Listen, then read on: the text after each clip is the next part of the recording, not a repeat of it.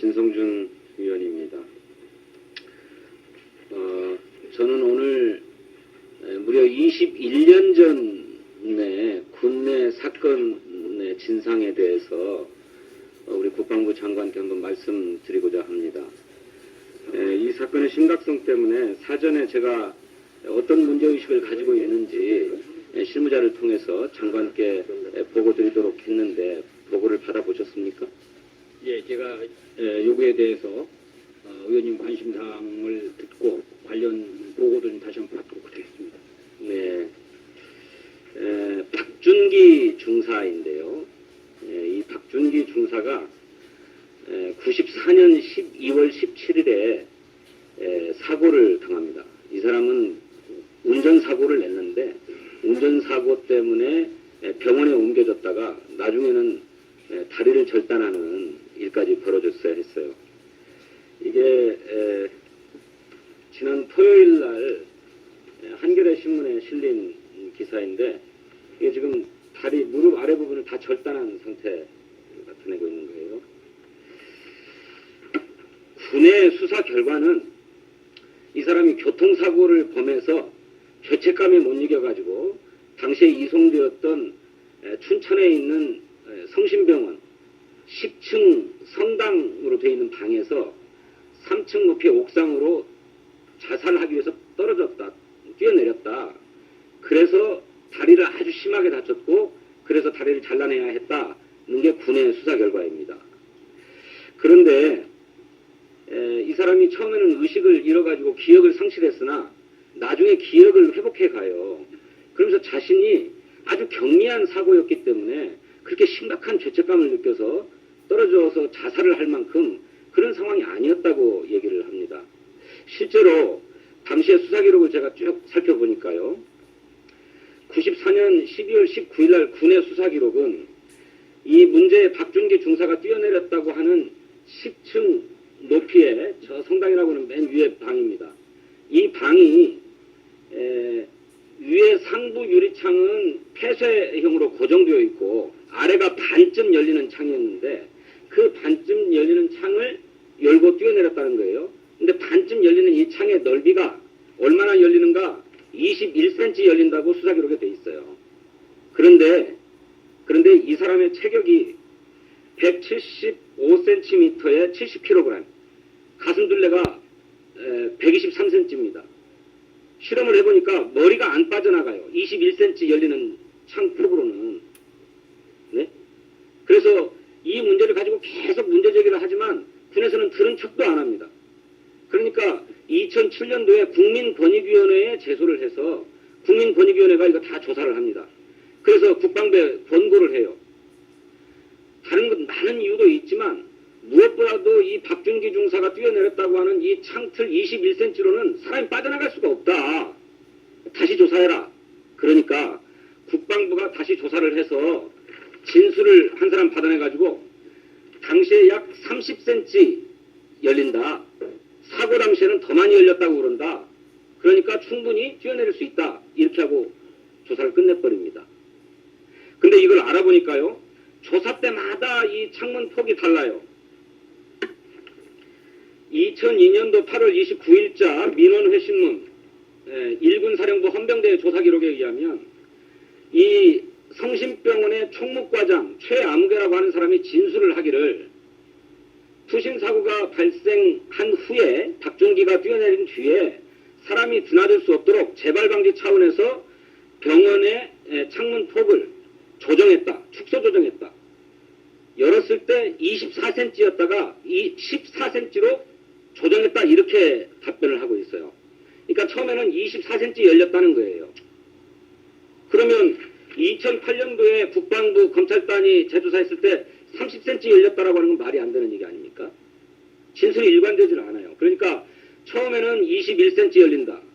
나중에 2002년도의 조사에서는 아까 말씀드린 대로 24cm 열렸다. 그 다음에 2008년도 조사에서는 30cm 그보다 더 많이 열렸다. 이렇게 자꾸 진술이 엇갈리는 겁니다. 동일인의 진술인데. 그러니까 객관적인 시각에서는 도대체 군의 수사를 믿을 수가 없는 거예요. 제 10층 방에서부터 이 박준기 중사가 떨어져 내렸다고 하는 그 3층 옥상 사이의 거리가 얼마나 되냐면 높이가 22m입니다. 실측하면. 그런데 군 수사 기록에는 15m로 되어 있어요. 이 15m를 바꾸지를 않습니다. 실제로 재보면 22m 나오는 것을 15m하고 막 우기는 겁니다. 왜냐하면 22m 높이에서 뛰어내리면 그런 정도로 상해되지 않는다는 거예요. 의료 기록에 의하면 머리나 이런 데는 전혀 거의 다친 적이 없어요. 그냥 찰과상 정도만 입었다는 거예요. 22층에서 뛰어내리면 그런 정도 상처가 날 수가 없다는 거예요. 죽었으면 죽었지. 이게 전문의들의 한결같은 진술입니다. 그러니까 군의 수사 기록이 초동에 제대로 이루어지지 않았기 때문에 도대체 무엇이 진실인지를 가릴 수가 없는, 하물며 이렇게 민원인이 문제를 제기하면, 이것도 수년에 걸쳐서 문제를 제기하면 객관적으로 조사를 해서 민원을 설득하려면 납득할 수 있는 제3의 민간 전문가라든지 중립적인 누구라든지를 불러가지고 함께 수사를 해서 믿을 수 있게 해줘야 되는데 아주 형식적인 수사만을 하고 그냥 덮어버리려고 한 것입니다. 그러니까 지금도 우리 군을 믿을 수 없다고 트위터며 저 다리 잘린 사진을 계속 실어가지고 우리 군을 성토하고 있어요. 네? 장관은 어떻게 생각하십니까? 저도 그 신문 기사를 뭐 자세히 읽었습니다.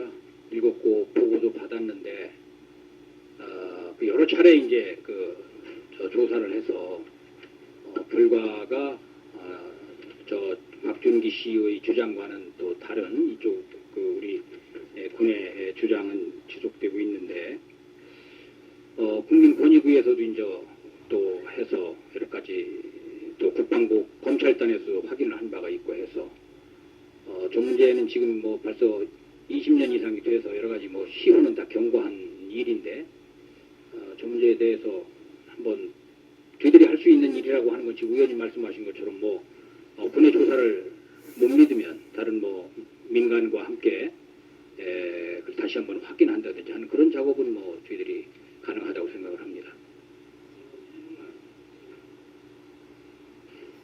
네. 정리하세요. 사건 초기에 정확하게 수사가 이루어지지 않아가지고 수사 기록이 개판입니다. 만약에 거기서 뛰어내렸다면 방충망이 달려 있었는데 이 방충망이 찢어져 있어야 하죠. 그런데 뛰어내렸다고 하는 그 위치는 방충망이 찢어져 있지 않습니다.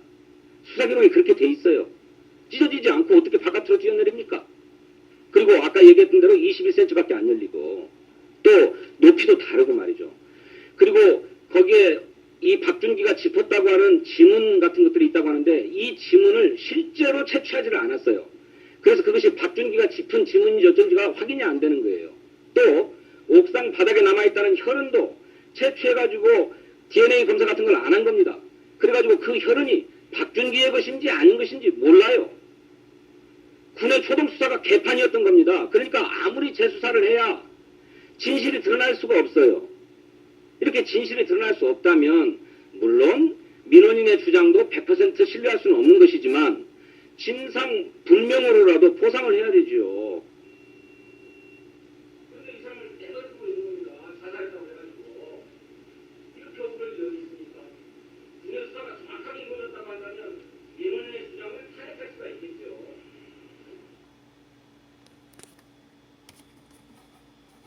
그런데 지금은 진상을 밝힐 수가 없는 거예요. 군의 소동수사가 전혀 이루어지지 않았고 그렇다면 이건 군의 책임이어야 됩니다.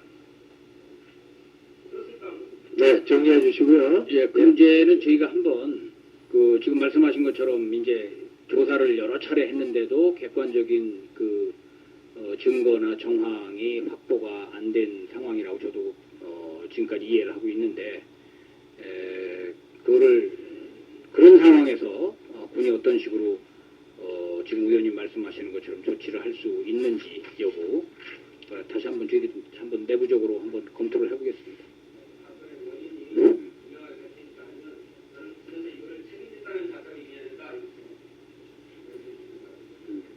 잘 네. 확인.